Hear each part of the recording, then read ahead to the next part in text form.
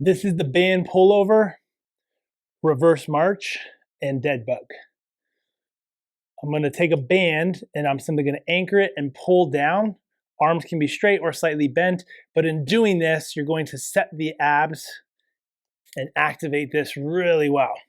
From there, because the abs are pulling and working hard, we can then initiate either our reverse march or start up and lower down for the dead bug, challenging that ability to hold that plank or tight position without extending.